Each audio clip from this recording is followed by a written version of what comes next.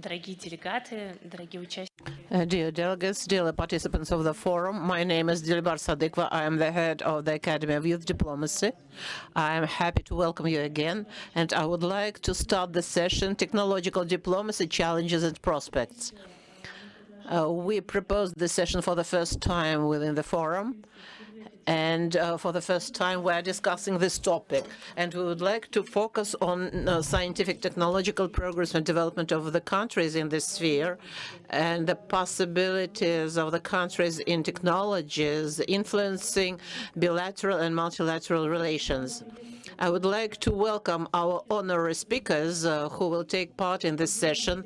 It is Elena Sergeyevna Zinovьeva, Doctor of Political Sciences, Professor, Chief Scientific Worker of MGIMO of the Foreign Ministry.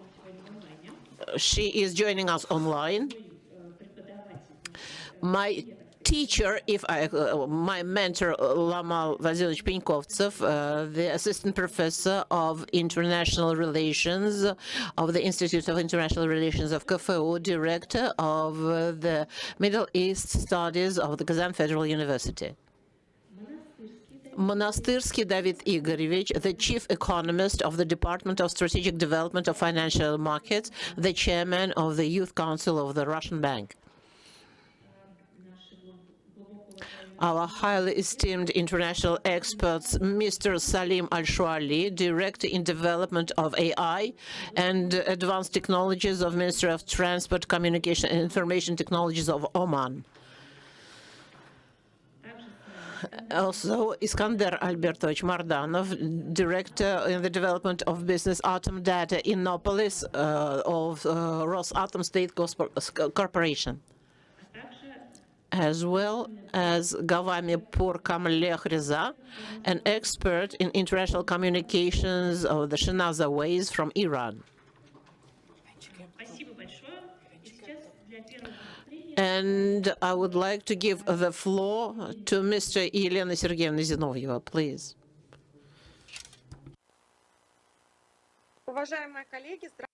Dear colleagues, good afternoon. Can you see me? Can you hear me?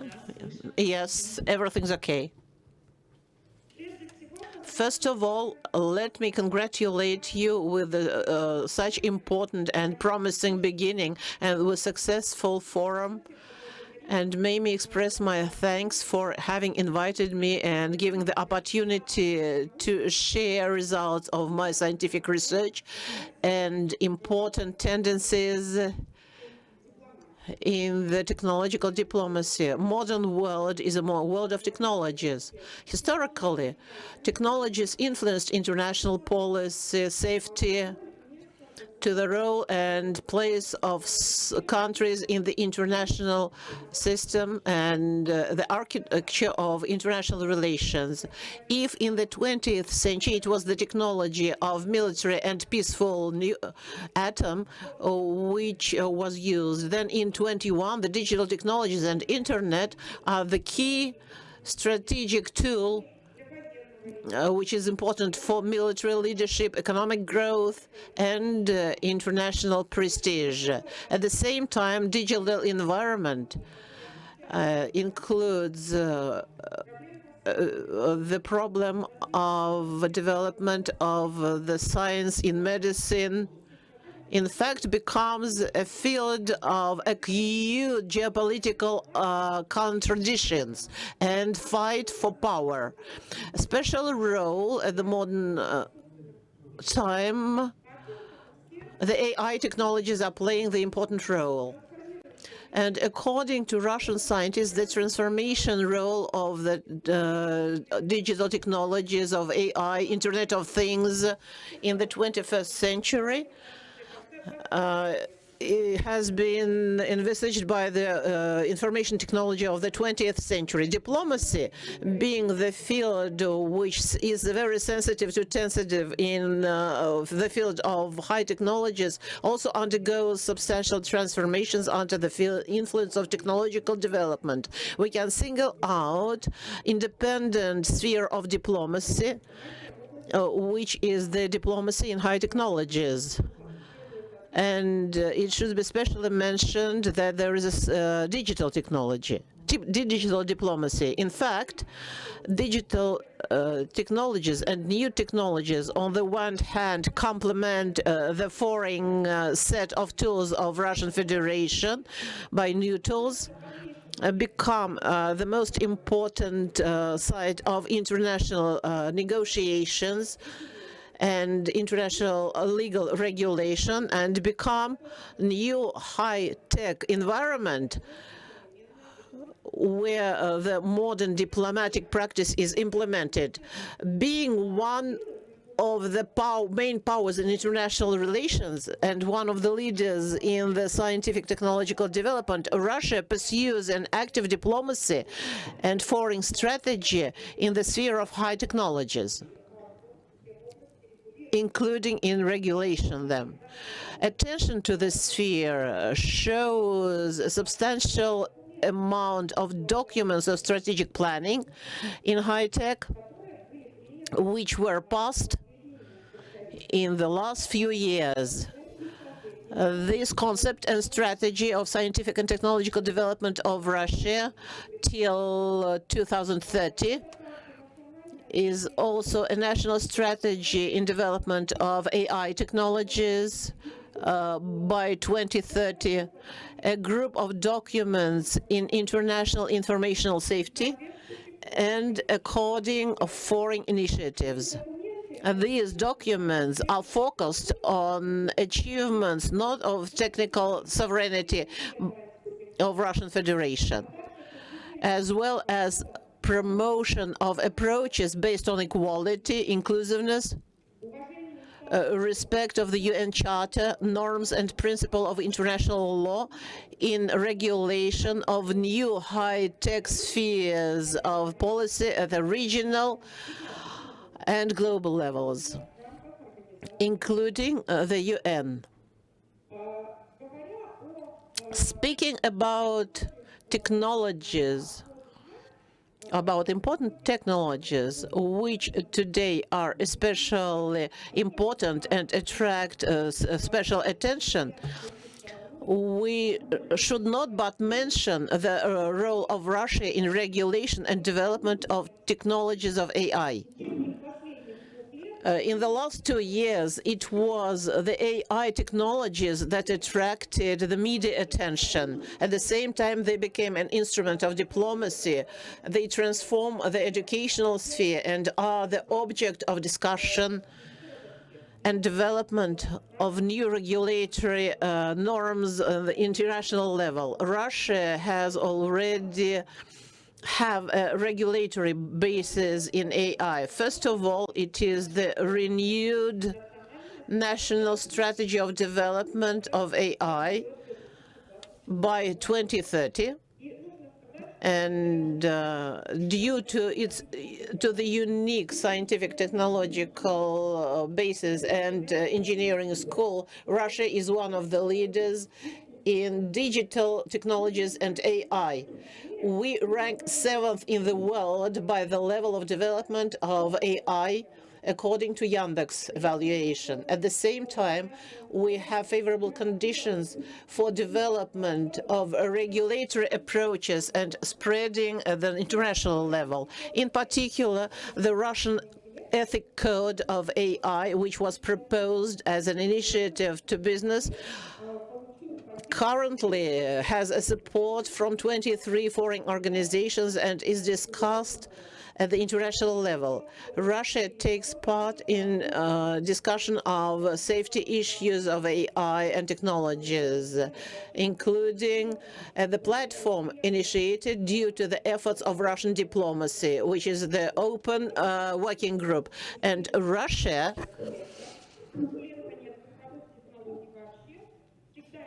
has always focused on world use of technologies in AI, on respect of the principles of state sovereignty and equality of the state, on inclusiveness and support in development to the developing countries.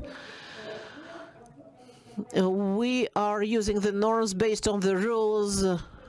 We are against diluting our diplomacy and proposes which is proposed by the US and their allies in technology. This is related to the Hiroshima process on AI. This is related to other high-tech spheres. For example, the Artemis agreement, where the US bypasses the existing international law. We are for peace in development of technological sphere or digital technologies for formation of the universal inclusive regime in this sphere based on principles of state sovereignty and respect to the UN Charter. Thank you very much for your attention. And if there are any questions, I will be happy to answer them and to take part in the discussion. Elena Sergeyevna, thank you very much. Are there any questions? Thank you for the excursion and submerging us into the topic. Yes, there is a question.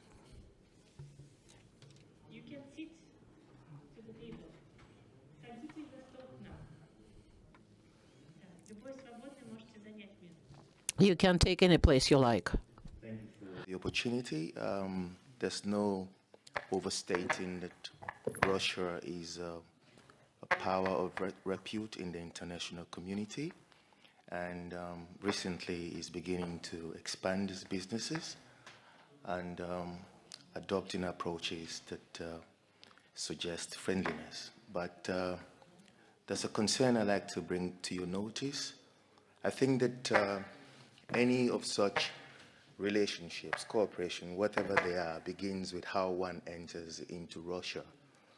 If you're this huge on the digital scope, and then your visa processes are still manual, it creates a gap in between what's being put out there and what is in practice.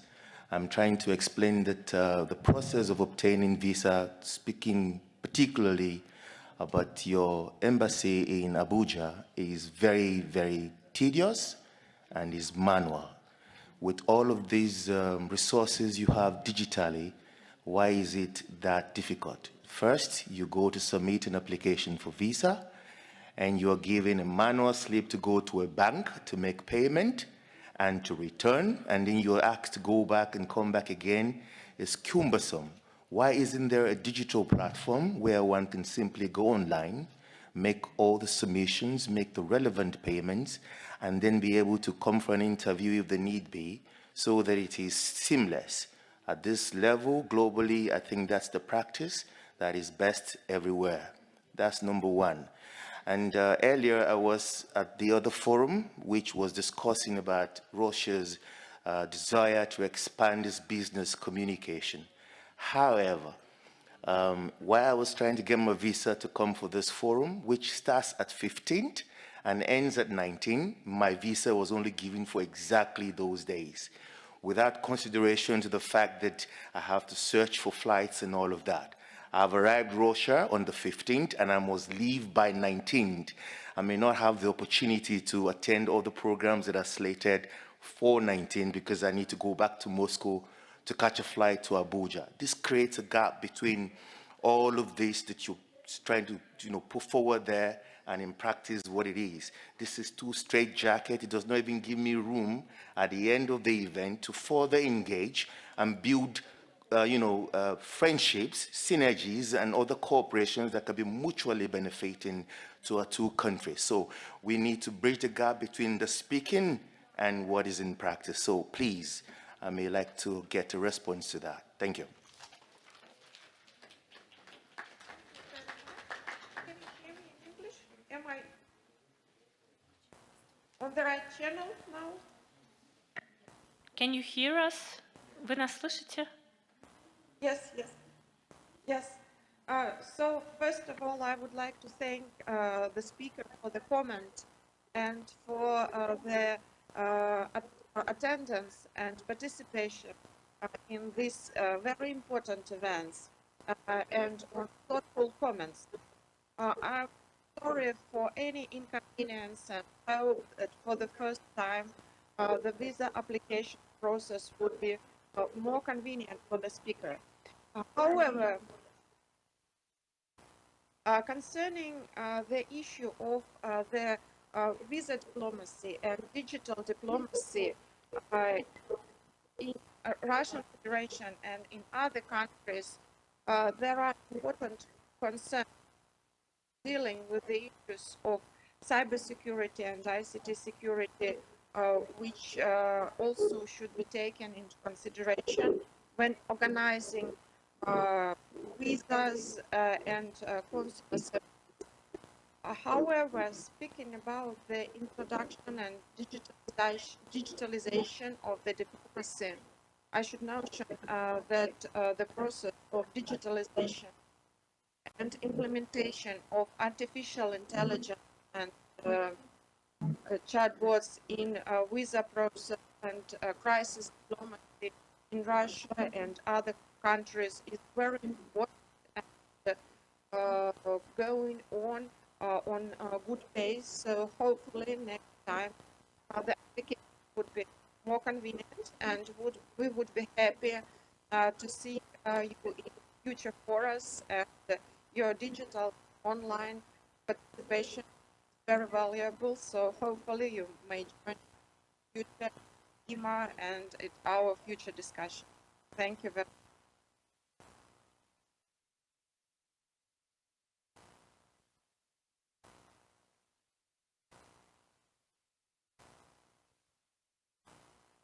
Are there any other questions? Yes, please.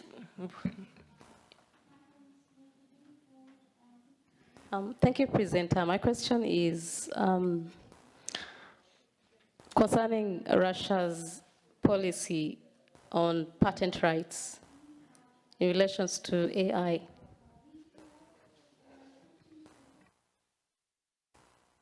Yes, please. You can continue. Just. Yeah. My question is concerns Russia's policy to patent rights vis-a-vis AI. Please. If I can answer, I would be happy to answer.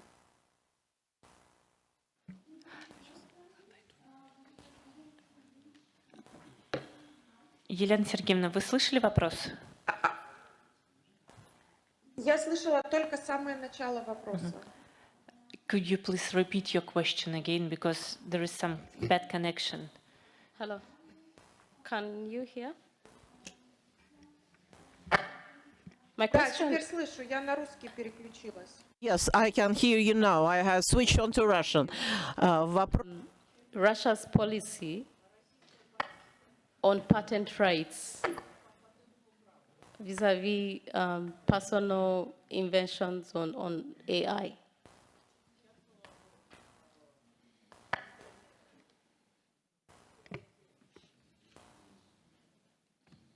Говоря о политике России, Speaking about Russian policy in regulating standards and technologies of AI, then before speaking about this question, I would like to mention what is being done for supporting the patent rights and development of the technology of the vis-a-vis AI. Today, as far as the regulation is concerned, Russia promotes 4 ways of providing trust to AI systems, which are stated in the state system: the definition of the AI, classification of the factors influencing the quality of AI, and main ways of provision of access to AI systems. At the same time, I should say that Russian Federation is focused on quick development of this technology, which is one of the priorities. And in particular, we support the development of centers of unfortunately, the sound is lost sometimes, and development of legal centers. And in this respect, we have Innopolis here in Tatarstan, which is the university and special economic zone, which is taking part in the forum. Thank you very much for your presentation and answering the questions. I would like to pass the floor to Roman Vladimirovich. Good afternoon, dear colleagues, dear participants of the forum, dear friends. For me, it's a great honor to participate for another time in this significant event as Kazan Summit, and the regular event, which is devoted to technology diplomacy, from my point of view, is a great breakthrough from the point of scientific research and from the point of political concepts. And I present Kazan School of International Research. We have a rich scientific tradition in the sphere of scientific research. Our department took place in 1990s, 94 exactly, and among our graduates there is a number of famous people that you know, for example, Konstantin Olegovich Kolpakov, Dilbar Saduluna Sadikova. These are all our students. They are the best students, you know them, and of course the opportunity to speak about ourselves is the result of their activity as well. If you speak about today's topic that I would like to present to you, I have titled it like the role and place of technological diplomacy in the modern system of modern international relations. And I'd like to say that the problem concerning technologies is an innovative, and these technologies are innovative in science, as for quite many years we've thought that the problem of cooperation in the sphere of technology is a very narrow field that doesn't have prospects and passes to the big policy and as a part of world policy development. But in the early 21st century, the ideas have changed drastically, and the states that have powerful technologies are the leaders, not only from the point of technologies, but also from the point of economy and also policy. That is why the technologies are the pledge for success of the states on the international arena and the pledge of their leadership in the international arena. The 90s and the beginning of the 2000s, millennial, have shown the interesting trend in the sphere of technologies that can be characterized as technological globalization. It was a very short period of time when there was an illusion that technologies have became open and accessible to everyone, and we would simply exchange these technologies, and the countries which are more advanced from the point of technologies will give an opportunity to other countries to possess these technologies. But we all understand, dear colleagues, as the process was very short, and today it doesn't look like that. Nevertheless, due to this process that we can characterize as technological globalization, though the term is quite new and rarely used in political context or scientific context, and due to this technological globalization, we were able to work out a number of industrial complexes both in Russia and abroad, and these complexes were based on the process which can be called digitization. And this led to the creation of a number of potentials that work in the number of countries, including Russian Federation. Once again, I should say that the process was quite short, and in the second decade of the 21st century, the globalization has been ousted by the concept of global technological competition. And in the frame of this competition, it becomes clear that the countries that possessed large technologies still do. They continue to develop them, but they do not they are not willing to share these technologies. And the policy of the US is closing a number of technologies to a number of countries, and it is a real problem, as at the expense of some breakthrough achieved in this field, in the field of technologies, the US tried to dictate political interests, economical interests to other countries, and the states that willing to preserve their sovereignty and take the leading positions should develop their own technologies. And the example of Russian Federation is a good one, as Russia goes by the way of forming their technological sovereignty. To implement this sovereignty, the Russian Federation has taken a number of leading documents that discover the approaches to the sovereignty and technological process. And the document number one, the strategy for the national security in Russian Federation, taken in 2021, there is a section devoted to the issue of technologies, and it testifies that Russia puts a lot of attention to the development of technologies, and we strive to develop different aspects of technologies in Russia. It concerns technologies in the sphere of IT, which is absolutely reasonable, technologies concerning military potential, and mastering the military and defensive technologies, which are really important in the current conditions. And Russia approaches the policy of creating their own technologies that will be independent from European and countries and the US. And those who deal with this problem know the program of competitiveness increase on the basis of a number of documents, and Russia forms a potential of productions and products which are competitive on the market, and this can be supported by the growth of expert military complex, which are manifold higher than Western examples.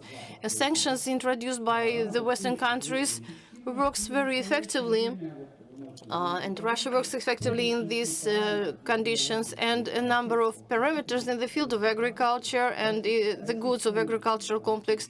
Russia provides itself completely and does not depend on the import of foreign goods.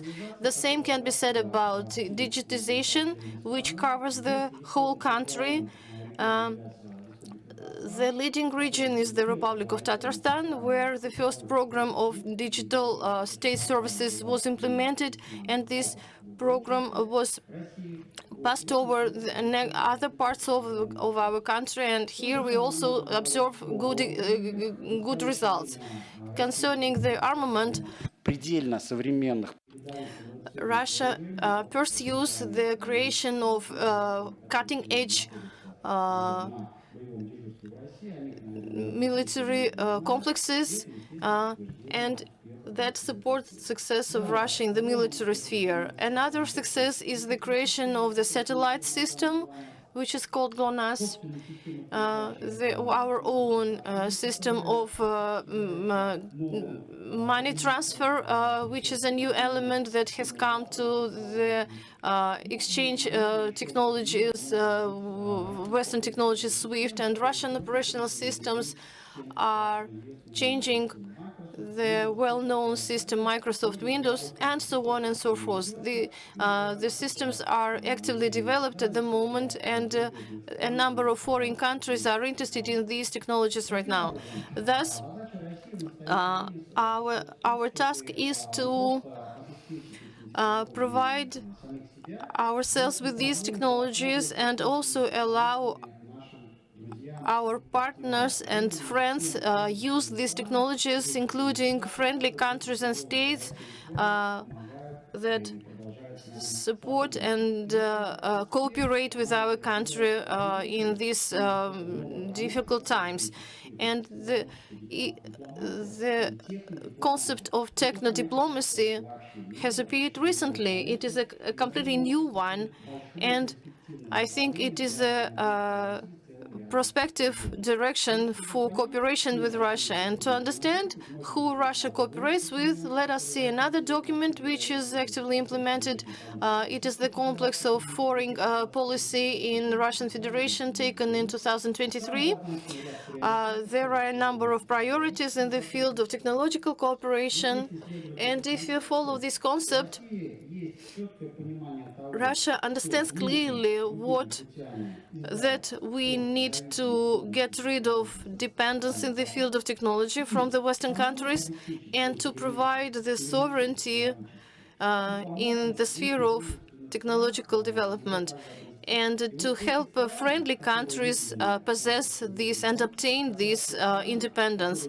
And these are the countries that were colonized, that at present in an are undergoing neo-colonial pressure. Russia has never been the colonial country, and as Vladimir Putin noted in his speech, we are the only country that doesn't have the history of colonization, African, Asian, and other countries. Just on the contrary, Russia has always helped other countries and assisted in the field of technology. And if you speak about technological diplomacy examples, are petrochemical and oil and gas projects, Russia and Turkey, Turkish flow that was opened not long ago. It is gas pipe to China, another important project. It is a military expert bought by very big number of countries, and the leader is India here. It is IT technologies expert that has grown greatly recently. Yes, our developments in the program support are in the process of formation, but these are approaches that help us substitute the Western systems which other countries will not be able to use. And I'd like to note that we need to implement such a direction in the system of international relations as technological diplomacy. It is a new breakthrough aspect of international cooperation development, and those colleagues who have come to the forum Kazan Expo, they have come with their projects in the sphere of technical, economical, and some other aspects of cooperation that will assist and help cooperate with the Russian Federation. Thank you very much for your attention. Thank you very much, Roman Vladimirovich. Very interesting and detailed report. And if you have any questions, please welcome. Well, I hope that if the questions appear, we will get back to them. And now I give the floor to David Monastyrsky online, and another aspect of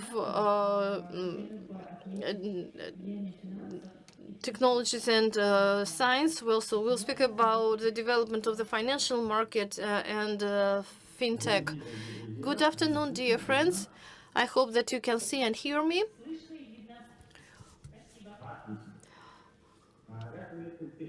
I am glad to welcome all the participants of today's event, and it is very important so that we could find the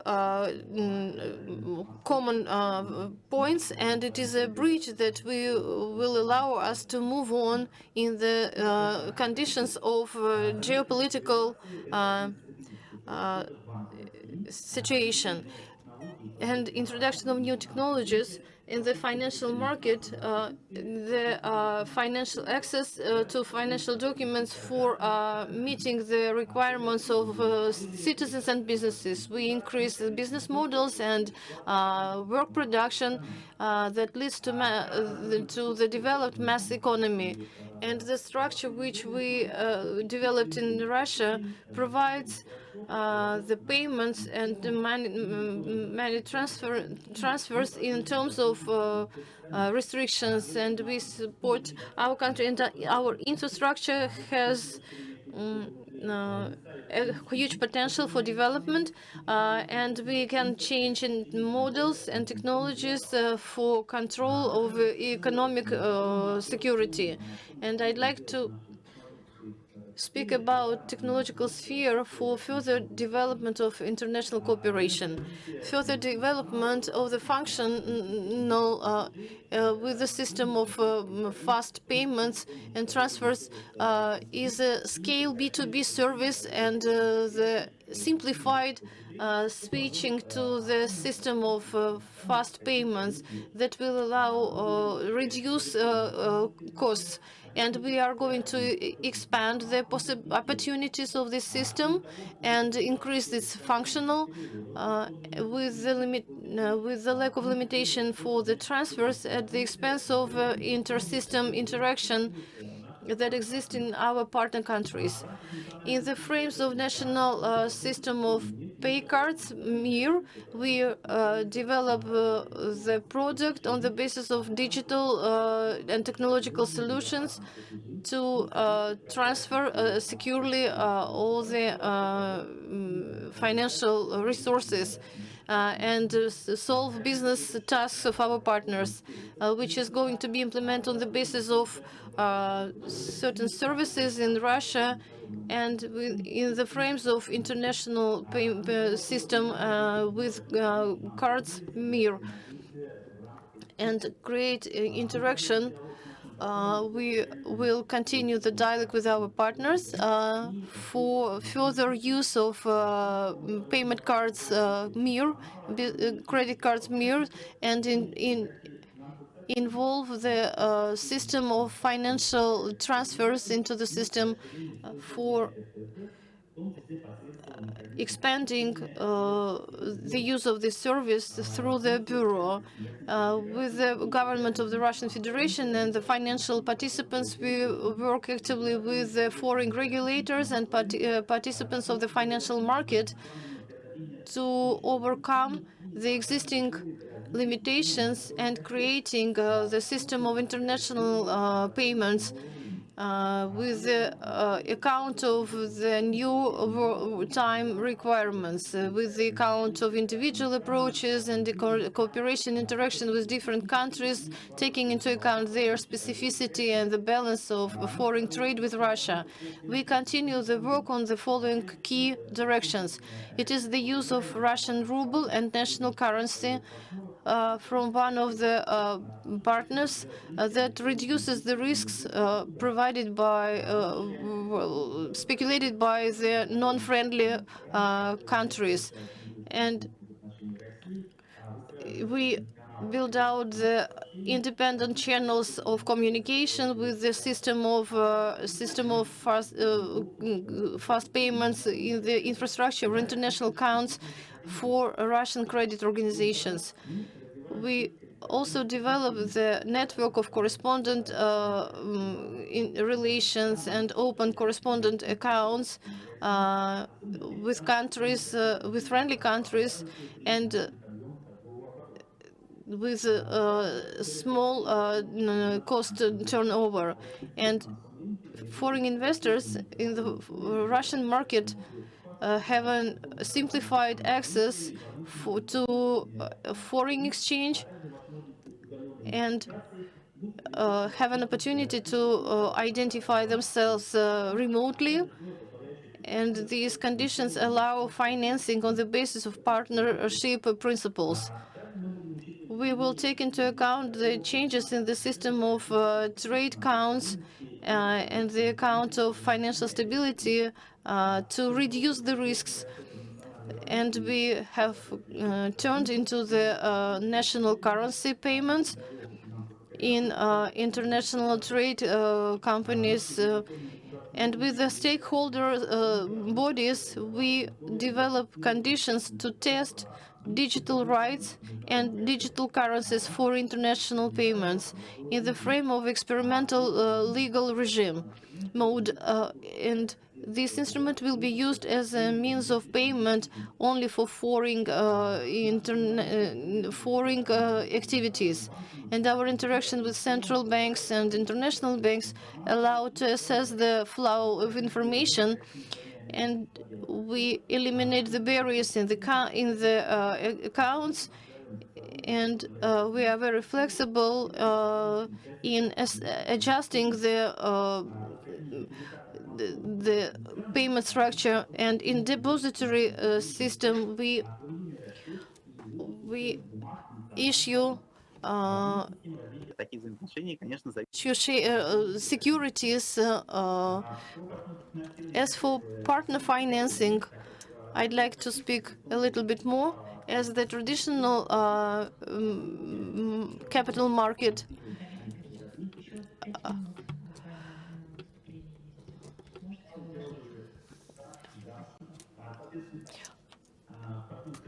as for partner financing, it shows a great interest for well-being of the population of the country, and one entity of the Russian Federation and others like Dagestan, Chuvassia, Tatarstan, and Bashkortostan are the pilot platforms. And we are going to assess the experiment success and assess the necessity to adapt the law from the point of regulator. And we follow certain approaches, and the important conditions are behavioral regulation and assessment of organizations providing the financial services, following the quality of the financial services that promotes the increase in trust. But so far the experiment is on, and we can't say for sure about the final results. As for central banks and cooperation, we, by the line of the youth activity, hold a number of activities, and the World Youth Festival was supported by the central bank, and that allowed all the youth from many countries take part in it and use technologies of AI. And of course, the international meeting of the central banks in the frames of the festival allowed us to meet with our colleagues from financial regulators of Europe, Asia, America, and Africa to build the bridges and show some initiatives in technological development. Thank you very much. And if you have any questions, I will be glad to answer them. Вопросы по финтеху? Спасибо. Are there any questions concerning fintech? Thank you very much, David Igorevich, for joining us. And of course, we would like to see you here with us in Kazan at our event. And now I'd like to give the floor to Mr. Salim Al-Shwali to present his best practices in the field of information technologies, artificial intelligence in Oman.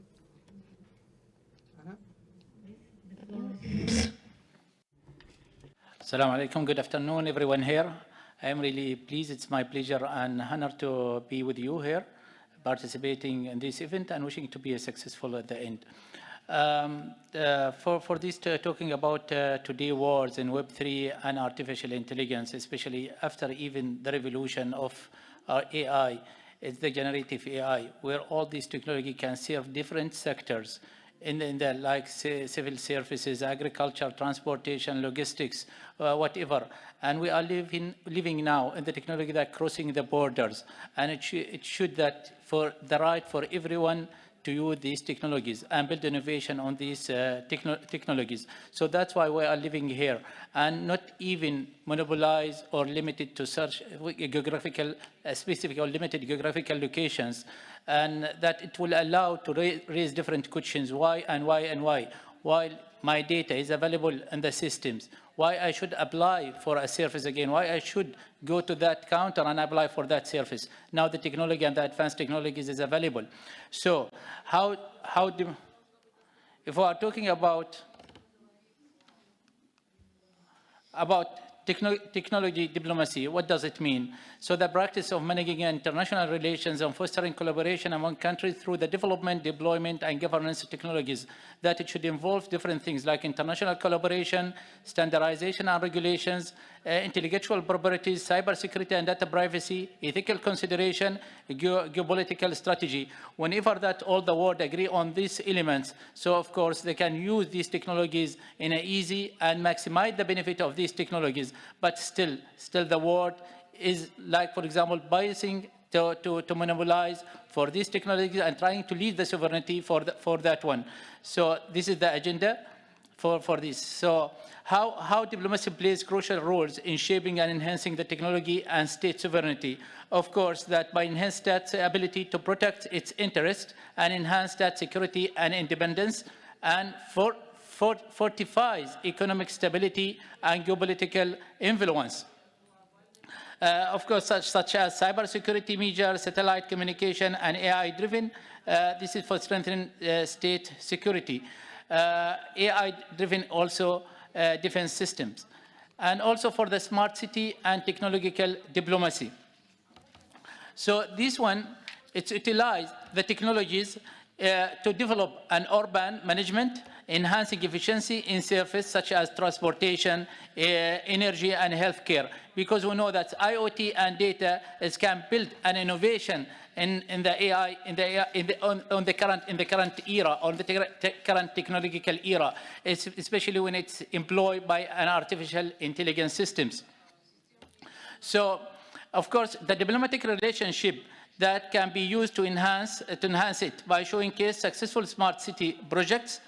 States can attract international partnerships, investments, and collaboration, fostering diplomatic ties based on shared technological and urban development goals. Whenever there is a success stories or best practice, it can be shared among the countries, so instead of duplicate the same stories.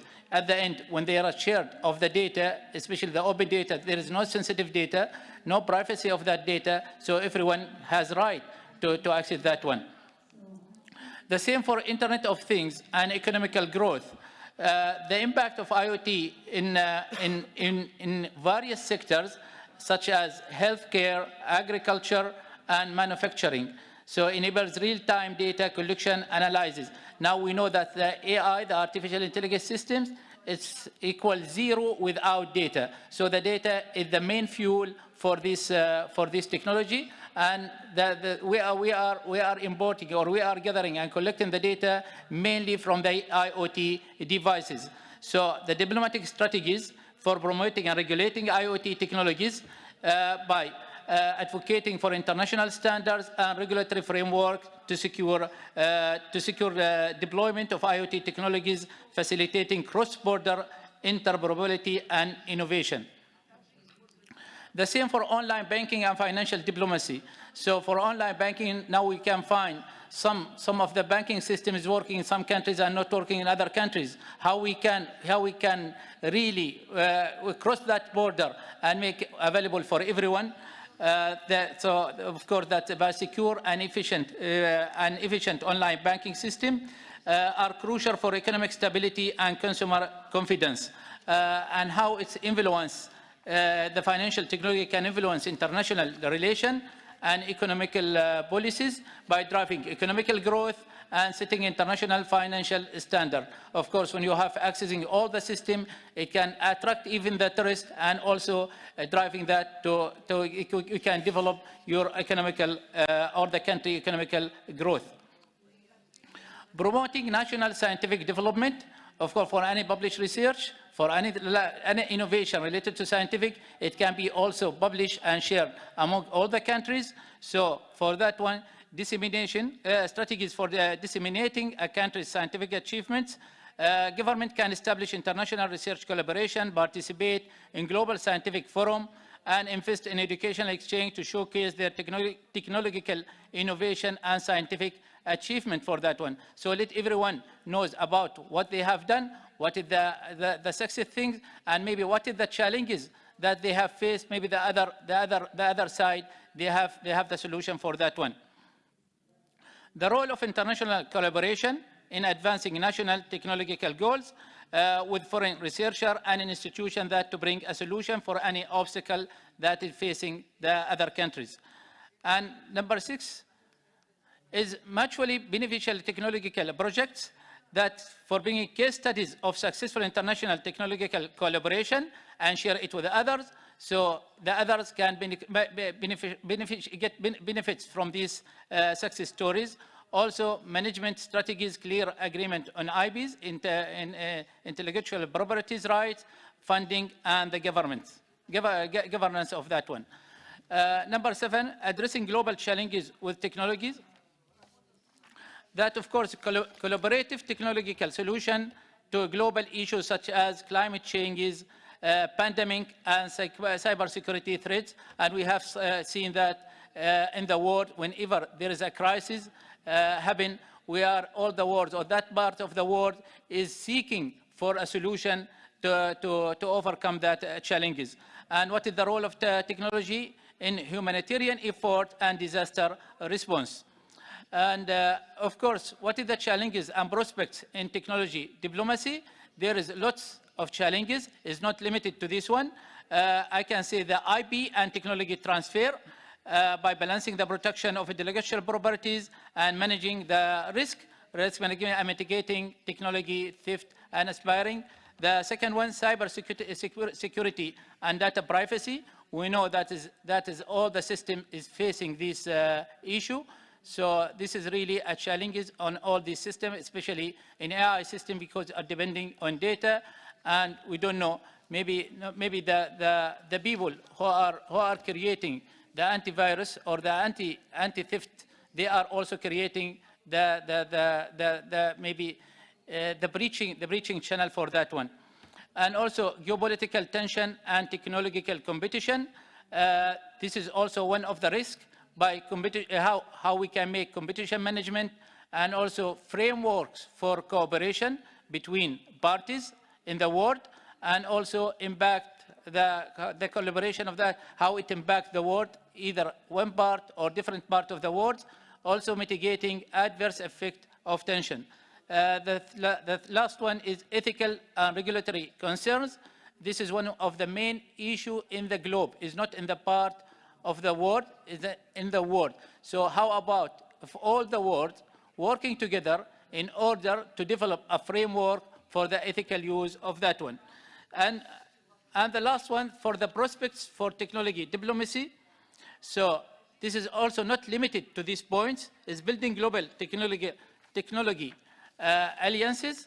So forming alliances, addressing shared challenges, global technology summits that participating in that one, or maybe establishing that one, and maybe all the world can participate in that, raising the issues and finding the solution for that one, enhancing educational and research exchange. This is an opportunity for all the world to participate on that one, also to share what about the outcome of the scientific research, and maybe for the educational curriculums, also developing technological standards and norms. So when it's successful, it can be shared with others, so the other can get benefits. Yes, we understand that the technology that it works in one side, it cannot work maybe, or there is a challenges or difficulties to work on other sides. By developing a standard, it can work by the way they need it. Last, leveraging technology for sustainable development. That, of course, by achieving SDG, social development and governance. So clean energy, smart agriculture, and digital health can drive progress toward achieving the SDGs. Also, strategies for deploying technology in developing countries to bridge the digital divide. This is initiatives such as technology transfer programs, capacity buildings, and of course, infrastructure investment can help developing countries harness the benefits of modern technologies. Thank you very much, but before I can conclude this session aims so we can develop a platform for sharing best practices in the world, so all the world can access this platform and get the benefit of this platform, also exploring challenges and opportunities, sharing what are the challenges and what are the opportunities, and also what are the solutions, also leveraging technologies for international relations and global issues. Thank you very much. Thank you very much for your speech. To honorable speaker. Thank you for the opportunity, Mr. Informative and detailed speech. My question is about social media and artificial intelligence and the impact of social media and artificial intelligence on technical diplomacy. What do you think about this? Some people mentioned that artificial intelligence is an obstacle for technical diplomacy, while some people mentioned that it's advantages for us. What do you think about? I want to learn your opinion. Thank you. Thank you very much. That, as you said, that at the end, that's my personal opinion. It will be always technology it has two ways, white side and black side. So if we are using all the technologies on the right side, we will be in the white direction, on the right direction. Otherwise, the impact of it will be worse for us. So yes, we can take what it can benefit, because this is a tools, how we are going to employ and enable that tools in our way, so that we can really serve our needs for that one. And always by raising the awareness of using these technologies, either the social media or the internet itself, or now the AI applications. You know, now we are coming to the deep learning. The deep learning, that's even that the world is worrying about the deep fake of that one. But by raising the awareness of using the application of using these technologies, we can be on the right side or on the white side of these technologies. I'm grateful. Thank you. Thank you very much. Any questions? Yes, please. Thank you very much for your insightful inputs. I would like to ask about, you've mentioned in your presentation about AI-driven defense systems. But then? AI-driven defense systems, when Okay. you presented in your presentation. I would like to ask if your state has some technologies on that regard, or maybe in general within the cybersecurity, and do you have any good practices to exchange with other states as well in the context of leveraging the qualification of the professionals? Thank you. Thank you very much. Before that, I would like to highlight also, or to give you how this platform or the AI system working. It's working based on four things, 4 analytical things. And I told you that I said that in my presentation. The main thing for the AI application or the AI technologies is the data. Without data, all these technologies is equal to zero. So by having this data, so this data can be analyzed to do 4 different things. Well, the first one is the descriptive analytical. The descriptive analytical can read about the historical data, analyze it, and prepare for the future. And also the diagnostic one is the current situation, what you have and you are living with. And also we have predictive one. And maybe for this cybersecurity now, the AI application can even predict for you, for if there is any threats coming to you, or maybe any maybe hackers threats you have in your system. So by enabling and employing these AI systems, you can protect your system in that one. Regarding the certification and qualification, there are lots of certificate and qualification. You can search them on the internet. You can find them. I meant in your state, does your state poses any exchange programs in the context of technology diplomacy? I mean, in that context, I was asking, within your state. Oh, well, I am here in this position. I am not talking in behalf of my state here, but definitely if there is any exchange program, it will be announced through the Ministry of Foreign Affairs. Thank you. Thank you very much for raising very emerging issues. So, yes, please.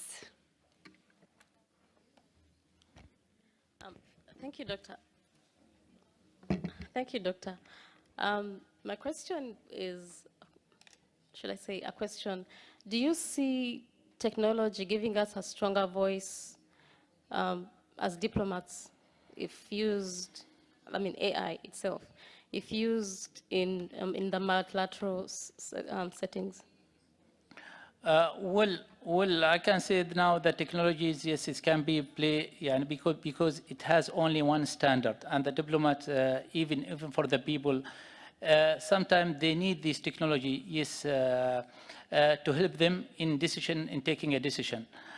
You know now the world is driving toward data-driven decision making.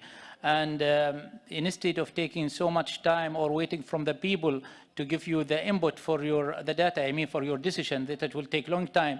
Now with the single click, that even the decision will be in front of you, or maybe the guidelines for taking the decision, it will be in front of you. And that's why now maybe most of the diplomats or people, they are considering even the technology that giving extra daily hours. Instead of having 24 hours per day, we will have 48 hours per day. So yes, because normally, even for writing a report, sometimes for writing a report, it will take you minimum 2 hours for writing a report and formatting. Now with this AI application, AI technology, within a second, I am saying, if you need a minute. So see how much you save from your time. So that saving, I don't mean that it will be extra long day, but no, it's saving in your tasks. And instead of doing 10 tasks per day, you are going to do maybe 50 tasks per day, and you are happy with that one, and relax in your chair. Thank you. Thank you very much. Now I would like to switch to next honorable speaker, and I would like to give the floor to Iskander Mardanov, representative Atom Data Innopolis City. This is the state corporation Rosatom. Iskander, как нас видно, слышно? Iskander, can you hear us and can you see us? Good afternoon. I'm very glad to see you all and thank you for the invitation. And I'm really pleased to be among such excellent speakers and to listen to such interesting presentations. And today in Rosatom we plan to develop so I'd like to share what we pay attention to. We've heard a lot about artificial intelligence, cybersecurity, technological sovereignty, technology diplomacy. It is also very topical for us. It is what we face every day in our work with. At present, as Rosatom, we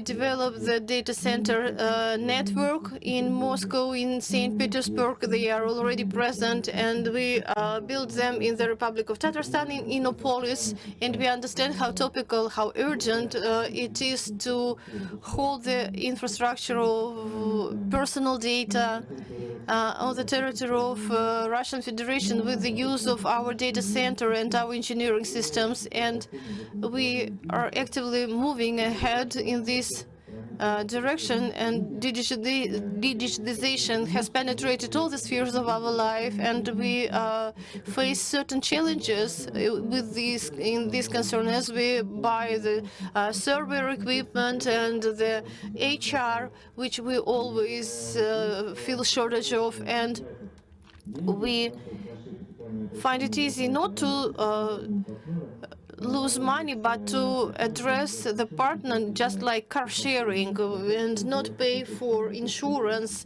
policy and just simply move from point A to point B. But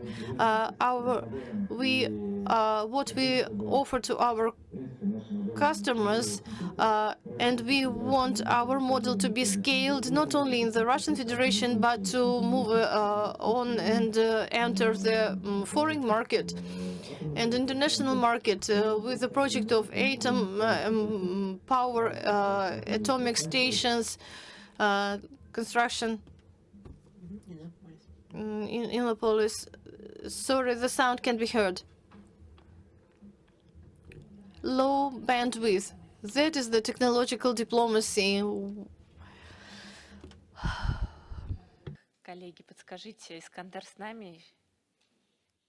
We are not sure if Iskandar with us. Вылетел сам, да? То есть не на нашей... It is not our fault. It is just bad, low network bandwidth. And now I'd like to give the floor to our next speaker, Mr. Gavamipur Kumlekh Reza, who came from Iran and who works in the sphere of artificial intelligence and investments.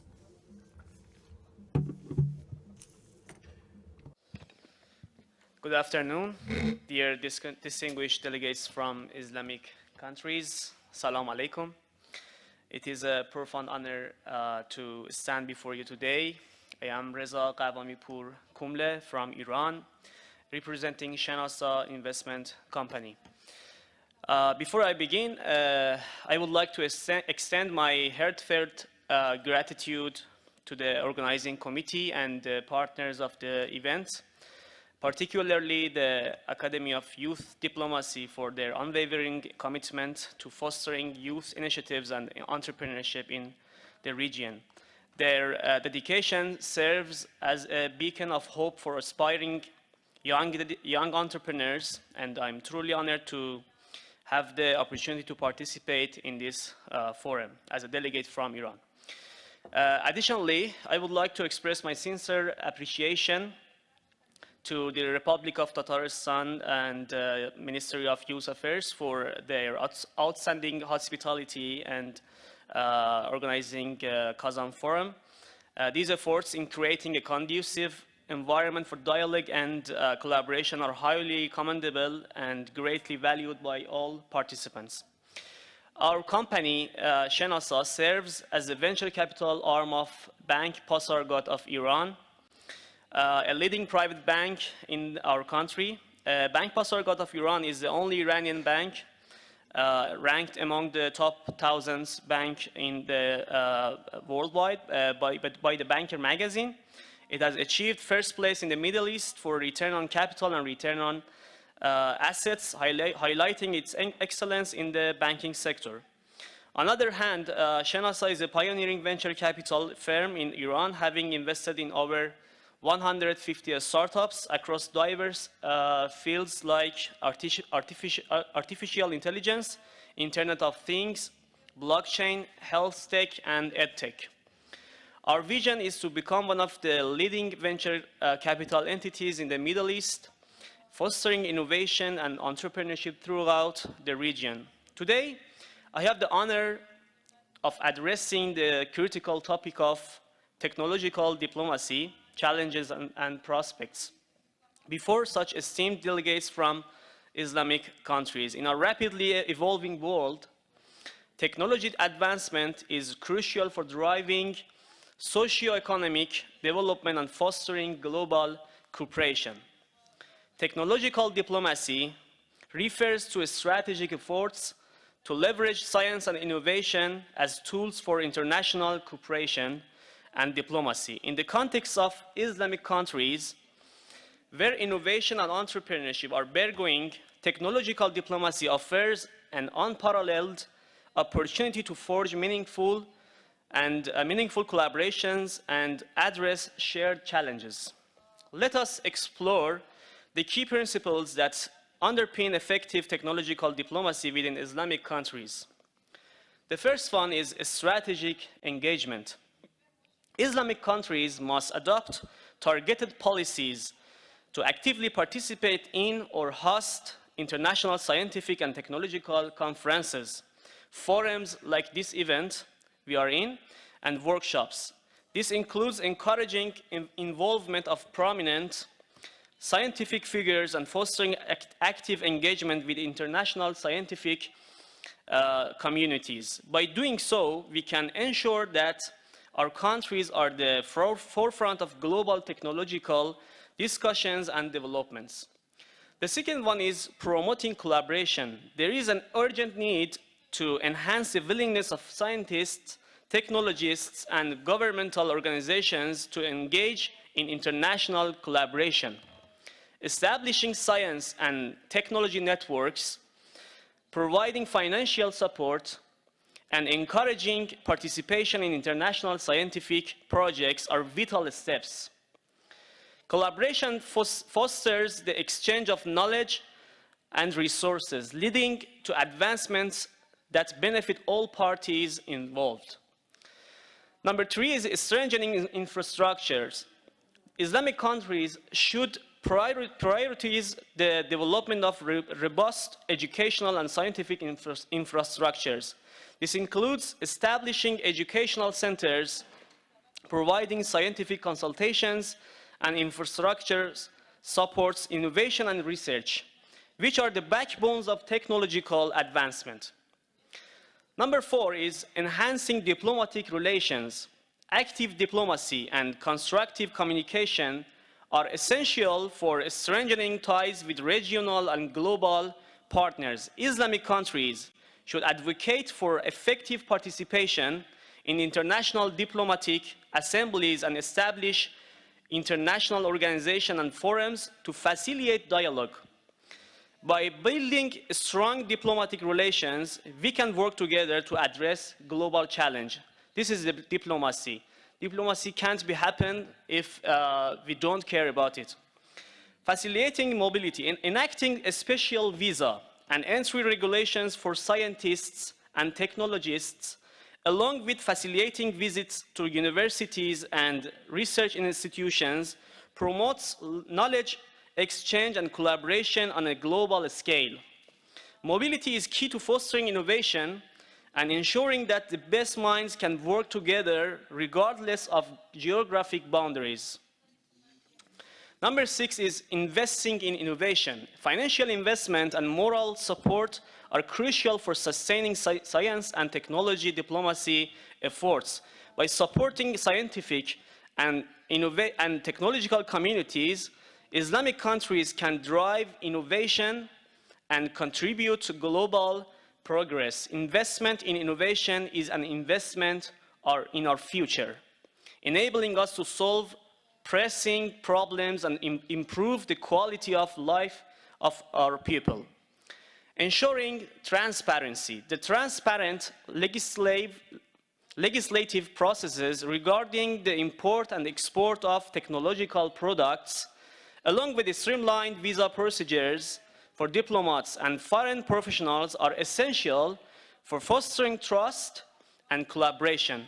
Transparency ensures that all parties are on an equal footing and can engage in fair and open exchanges.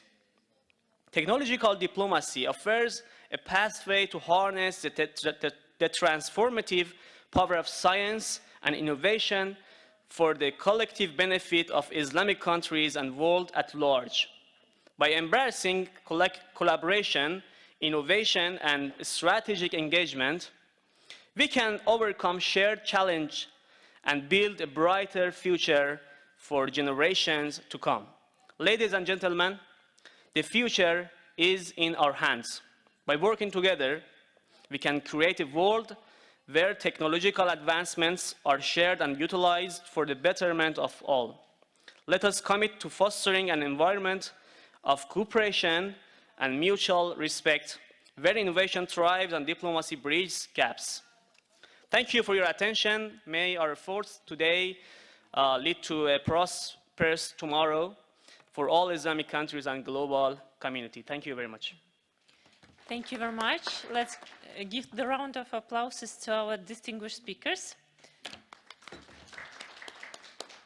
Спасибо большое за выступление. Конечно, технологическая дипломатия — это новое. Thank you very much. Technological diplomacy is a new term in the new direction in which we are going to work together, and I would like to wish all of us to make this world a better place for new technologies, for comfortable living, for comfortable businesses, and for comfortable cooperation and communication, and to make technologies the instrument, but not something that confronts our states.